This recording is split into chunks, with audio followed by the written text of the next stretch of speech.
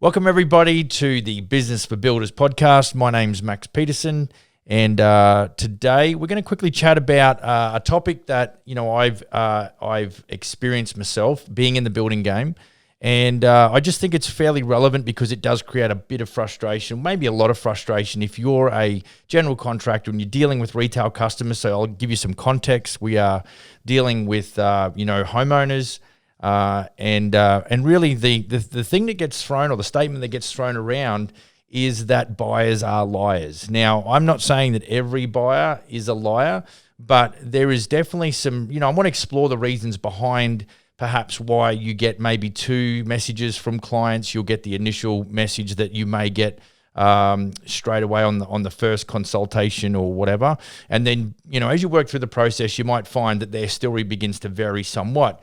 And so, we may classify that as, buyers are liars. But, I want to look at, maybe some of the reasons why buyers are liars, or maybe why they just kind of maybe don't tell us the whole truth. Let's say that. Let's not be too critical. Look, in my experience, we've all done it. I'll generalize. I'll say we've all done it. But when you ever have gone to buy something, whether let's say buying a motor vehicle and you either buy it, off marketplace, or it's a private buy or it's a dealer buy, you're really going to go in there and, you've seen it on TV, you've done it yourself, you always go in with a low ball, but really in reality, you're definitely going to pay more money for that vehicle or that item. So, really what the goal is to spend as little as possible and get as much as possible. So when we're talking about homeowners that, want to talk to us about, a project, a renovation, a custom home, whatever it might be, they're going to be very coy. And there's a few reasons for that. The other thing is they're really maybe unsure of what the job is going to cost. So they don't want to sort of go and say, well, we've got a budget expectation of, $200,000 for this reno, when really it's probably only $100,000 reno. They want to make sure that they don't go and sort of lay down all their cards straight away, which I respect, and we've all done that as well. And then, of course, there's the customer that's looking at you and I as builders, and they're saying, well, do I like this guy enough or this gal enough to actually entrust them with the responsibility of doing my project? So there's some of the motivations perhaps, and really I think that's driven out of fear of spending too much, fear of hiring the wrong GC.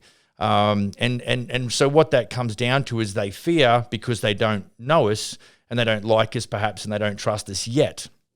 And so the challenge for us builders is that really we know that we can pretty much build anything. I mean, most of us guys and gals have probably got the skills. Where our challenge lies is our ability to communicate and essentially sell, which is kind of a shrewd term for conveying your message or your, the value proposition that you have as a builder or as a company. And so really that's really the reason they're motivated to do that is out of fear, and it's up to us to, help them get past that. I often talk about, to our team about the wall of distrust. And essentially that wall of distrust has been fabricated and has been built over time through horror stories that they might see on HGTV. If they're on a rant and rave page, on Facebook, they'll begin to categorize general contractors as untrustworthy types and building companies as entities that perhaps are people to be sort of watched out for. So automatically, we also have got to show the value, and we've got to try and develop the trust between the client and ourselves and our building company, and that takes some work.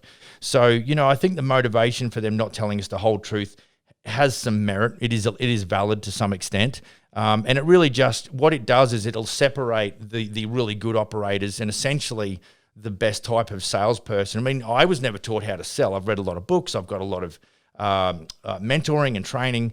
And I think that's because I knew that for me to be a better builder, I knew that I had to learn how to sell properly and more effectively, because that would then set the platform for me to be able to charge a premium for what we do. Look, and I think if we just take one step back, and this is definitely, I think we've got to look at this holistically. A lot of guys would say to me, Max, should I get, a signed written vehicle? Should I get decals? Should I get an office? Should I get uniforms? Should I advertise on Facebook? Should I get a website? And the answer to those questions is yes, because it's all very important when it comes down to branding. I think, a lot of the customers can, really begin to develop a trust because of the message that they actually get, through all of our digital platforms, whether it's Insta or Facebook or a website or whatnot. So I think, that's the primary goal for us as builders, is to understand that buyers will not tell us the truth straight away until such point as they've got to know us and they like us. And then we'll find, there's a trust building process that happens, and then they get a lot more frank and a little bit more honest with us. So the sooner you can get to that honesty part, the more pleasant the process will be. Because, like if I went and did a project for my mum, well, she trusts me implicitly, probably too much. And so the process would be fairly pleasant. Maybe you've had a different experience with your mum, but I would think that doing a job for my mum would actually be okay.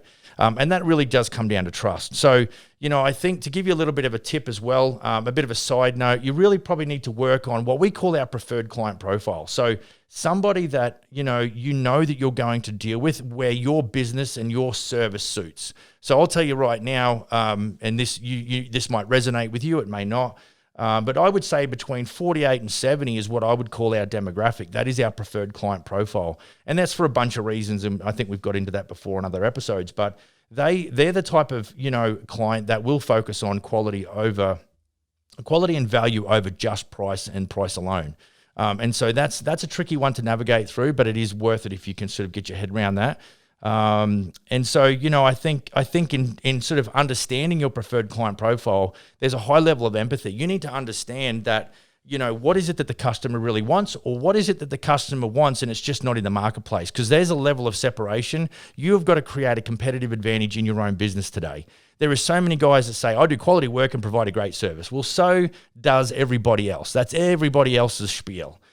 So what is it that's going to separate you? So from my experience, both running my own building company as well as what I do for a living now, and that is basically look after, at the moment, 6, maybe 7 franchise general contractors, is that we want to separate ourselves as a boutique brand that does, high-level renovations and custom homes, and to be the sought-after brand. So when people think about renovating or custom homes in our regions, well, then we want them to think about Smith & Sons.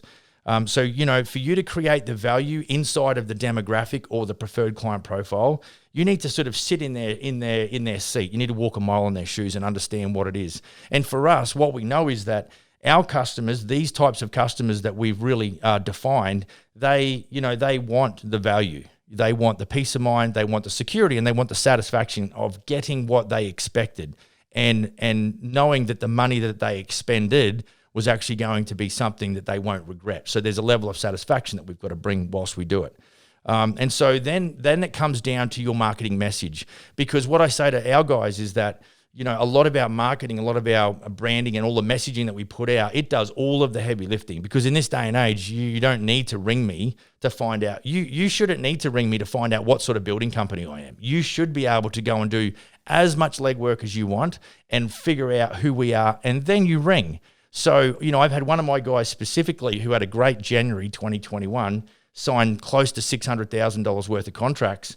And he just feels like now with, by aligning himself with the brand, Smith & Sons, he is almost borderline an order taker. Now it's the beginning of February now, and he's already busy. He's got 8 months work in front of him. So you can guarantee in the next 60 days, he'll be blowing through Christmas. So we are doing something right. And when my guys come back to me and say, I'm borderline an order taker, he's now thinking about bringing a designer on as a salesperson.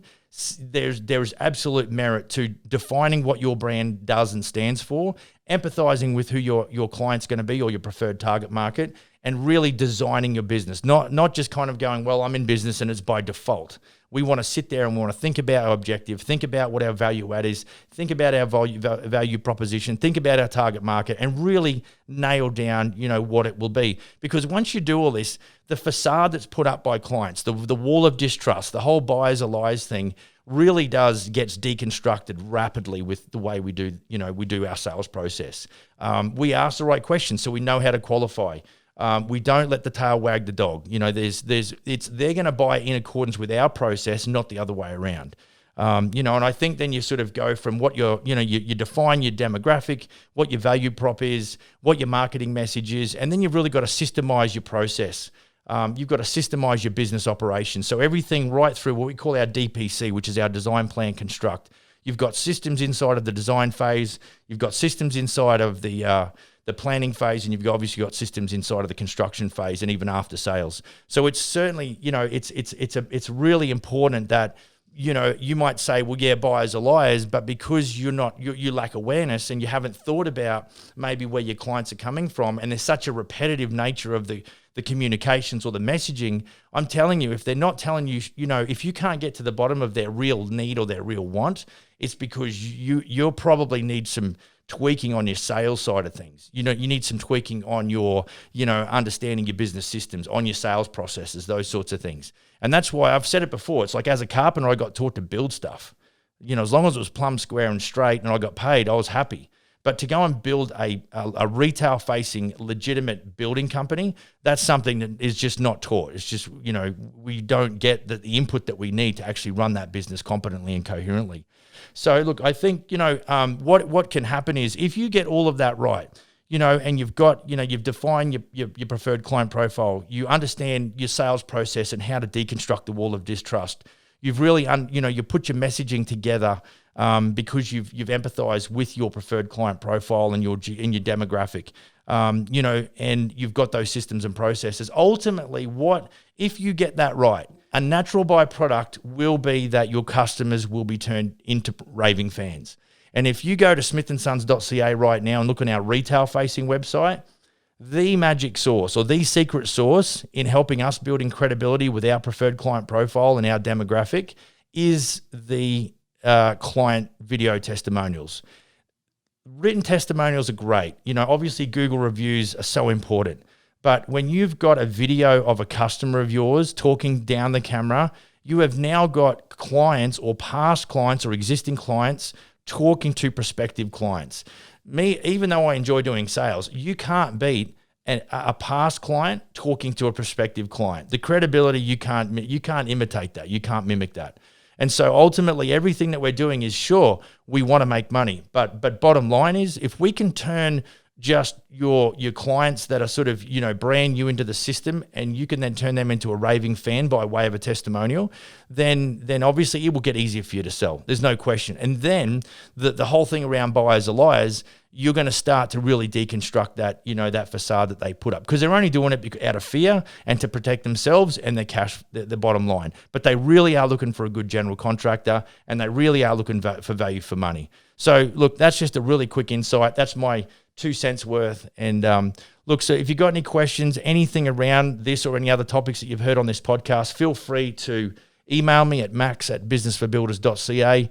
I'd love to hear from you, and I look forward to getting back to you. Of course, if you love what you hear or see, please share it, like it, hit the bell so you get notifications. We put one of these out every week, and we really look forward to bringing you another episode next week. Have a good day.